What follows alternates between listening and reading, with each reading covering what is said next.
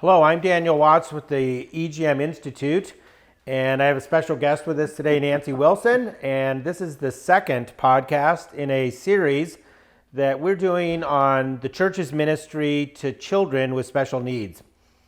And I've known Nancy for a number of years, and last week we just sort of gave an introduction to the topic, and so excited to have Nancy here today to talk about how important relational ministry is with special needs children. And Nancy's served with our ministry overseas and was involved with one of our ministries in, we're not going to name the country because I think there's still some security issues there, but it's a country in Eastern Europe that was formerly part of the Soviet Union. So Nancy, when you were there, you got involved in the church's ministry to special needs children and had a really interesting experience. So would you share that with our listeners? Because I think it's really insightful about the church's view about special needs kids. Okay. So we were in that place. And we got to go to a church who they would go around one day a week. They would go around and they would pick up children from the different little areas where they lived, and they'd bring them to church, and they would do games, and they would have something to eat, and they do Bible study and all these things. And these children all had different types of disabilities, but it was really fun to watch. They loved coming to church and being a part of it, and it was so much fun to watch them.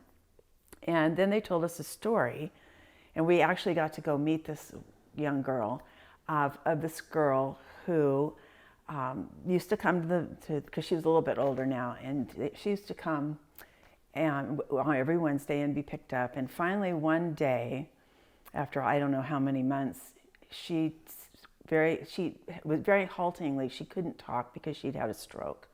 And so she had a hard time talking. She could only move her pinky finger.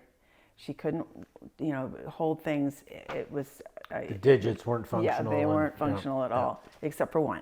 Right. And so she took the pastor aside, and she said, "I want to be baptized."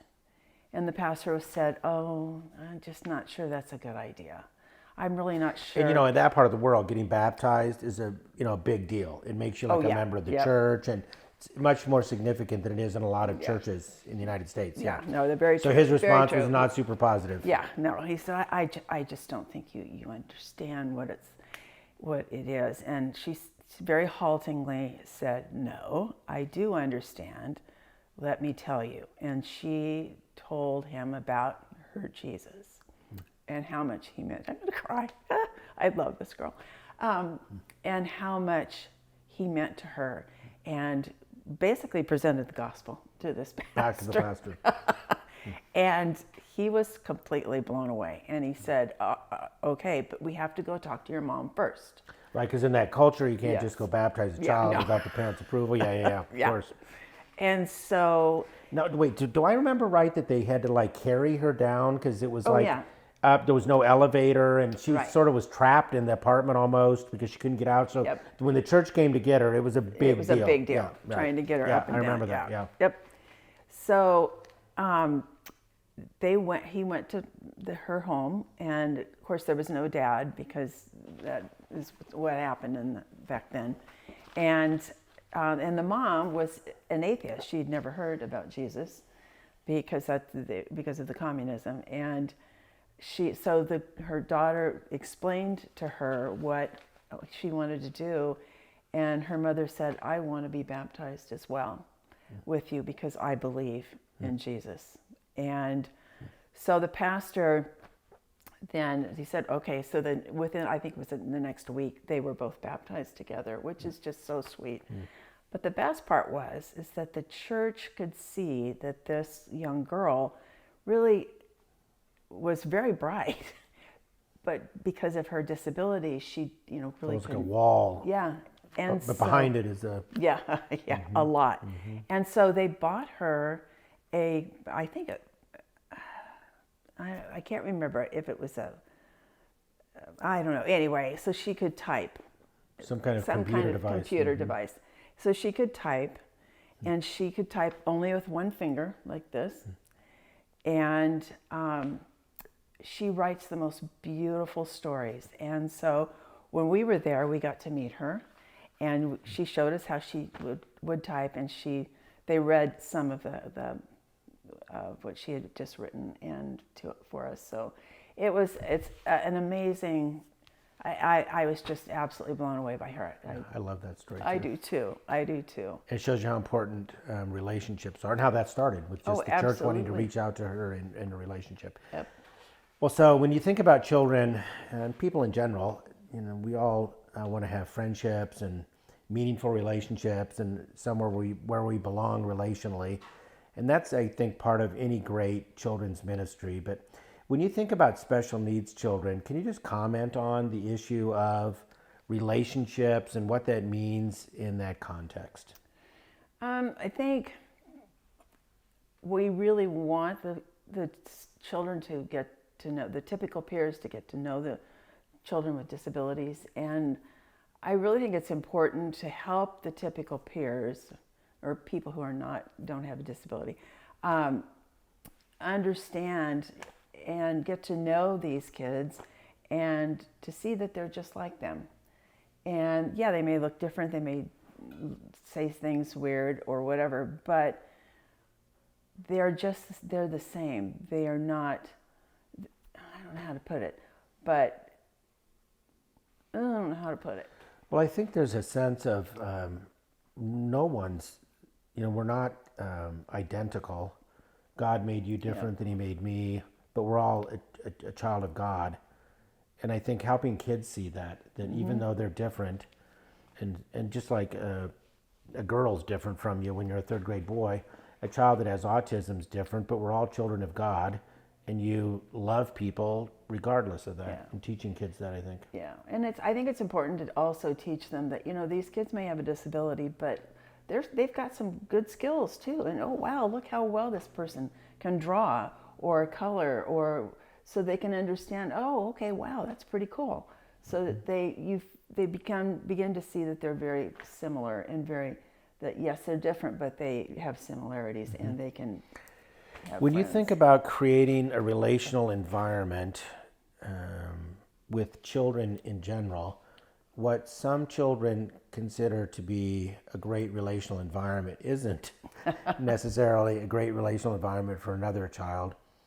My wife is much more reserved than I am, and a quiet environment with not a lot of emotional expression is where she feels most comfortable relationally.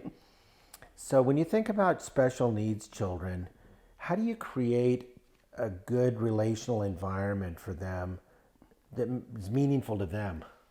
That they think, wow, this is a great place to be, or I'm connecting. How do you do that? What are your thoughts about that? My thoughts would be, I think you would want to maybe have a buddy system or something where two people, you could put them together to do something, draw a picture or do something like that together so they can see that, oh, you like to do that too. Oh, well, me too. So I think it's also, we talked about this earlier about the intake form and just what does your child like to do? And then maybe finding some other children who like to do the same thing and seeing, oh, okay, yeah, you may have a disability, but we really like to draw, and so we can do that together. Okay, so I want you to comment on this too, because you brought this up in our last week's podcast, and it's really striking to me. It seems like you, to have an effective ministry, you can't think in terms of like a group, which, when you think about it, it's really true in any kind of ministry, is, you can think about like second graders, third graders, fifth graders, but in the fifth grade, you've got individual kids and they're all different and unique. Can you comment on the need to understand the individual child, especially in the special needs context? Yeah. Our grandson is now, he's now in, 7th grade?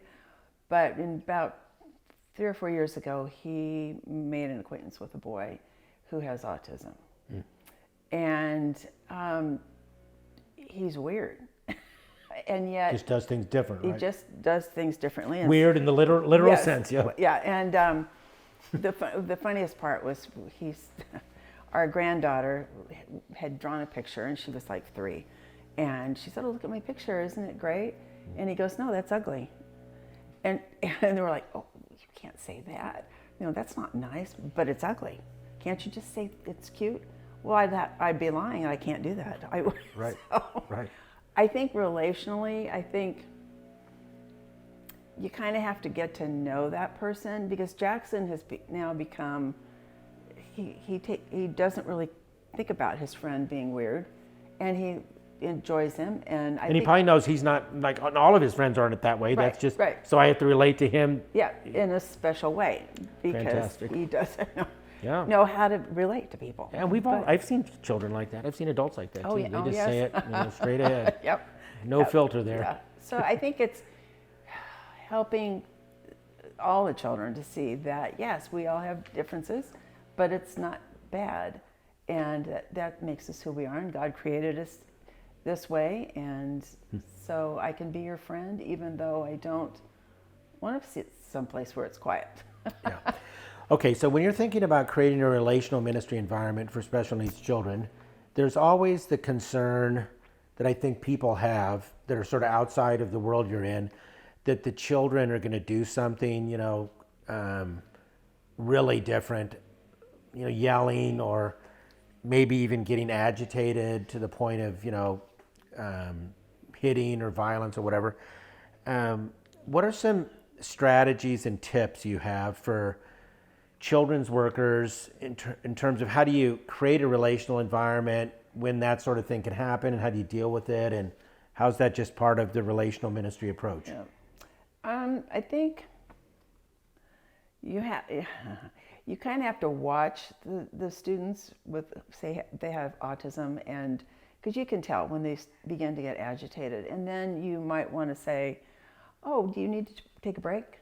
And why don't you and so go over there and sit there, and you guys read books together," or something to kind of calm that child down, and maybe bring a friend, a typical pair, to help. So, and say, he really needs some help, and could you be his friend right now and just sit and read a book with him for a few minutes? And I think those are things you just have to watch for, and just be prepared. You're just going to have to wing it sometimes. Yeah. But is the term, I hear this a lot from my daughter and in the educational world, the idea of redirecting children, is that a big strategy to use with special needs children? yeah, it is. It's a really good strategy. And talk about that a little bit. Explain that to people who may not, be initiated into that term. Well, I mean, it's like saying, okay, if you obviously are not, this isn't going well, so what can we do? Oh, how about if you go do this instead with someone or by yourself, or why don't you just take a break,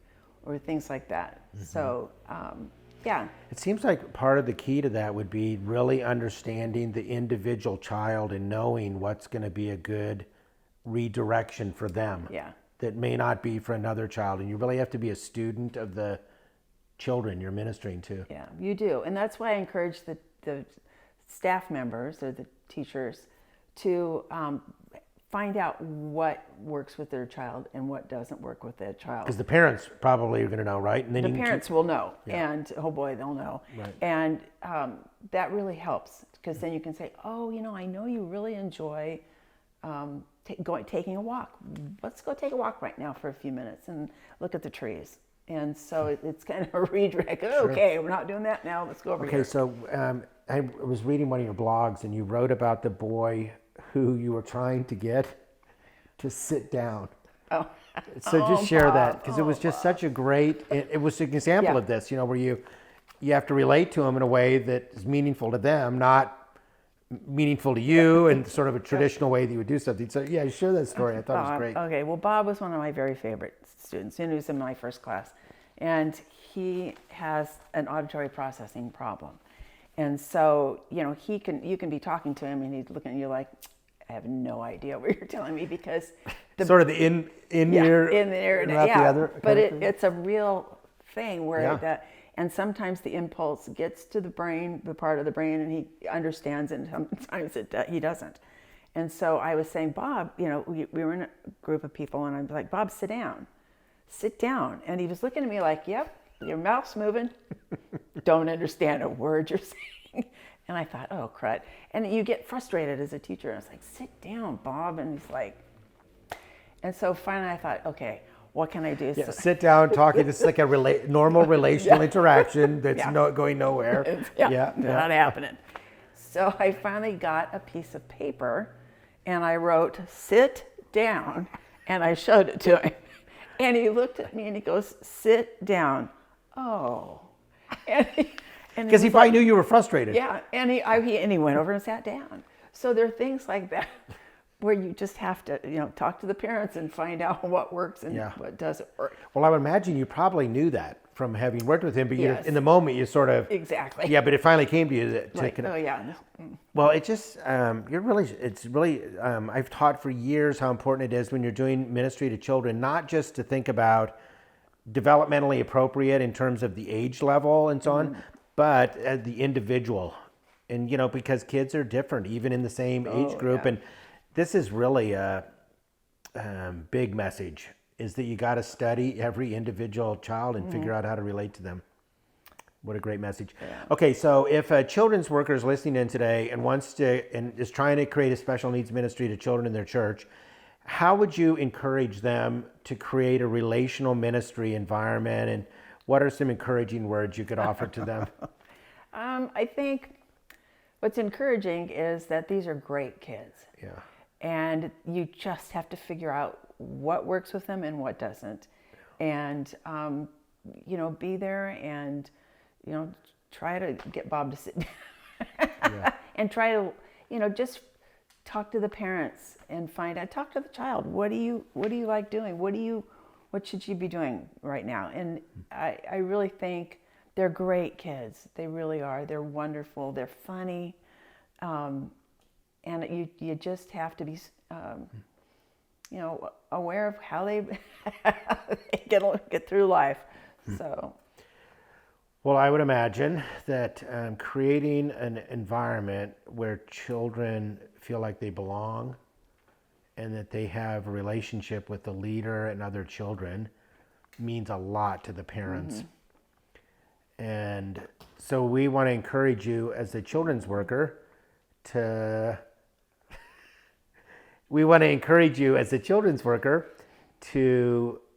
develop a ministry to special needs children that's relational at the very core. So thanks for joining us, Nancy, today, and thanks for joining us on this Five Smooth Stones podcast. And we'll see you next week.